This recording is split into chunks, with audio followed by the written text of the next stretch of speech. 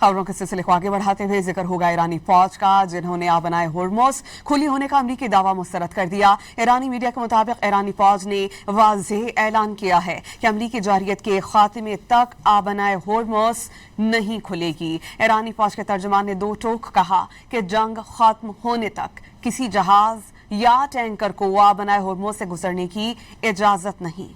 खबरों के सिलसिले को आगे बढ़ाते हुए जिक्र होगा ईरानी फौज का, जिन्होंने आबनाए होर्मुज खुली होने का अमरीकी दावा मुस्तरद कर दिया। ईरानी मीडिया के मुताबिक ईरानी फौज ने वाज़ेह ऐलान किया है कि अमरीकी जारियत के खात्मे तक आबनाए होर्मुज नहीं खुलेगी। ईरानी फौज के तर्जुमान ने दो टोक कहा कि जंग खत्म होने तक किसी जहाज या टैंकर को आबनाए होर्मुज से गुजरने की इजाजत नहीं।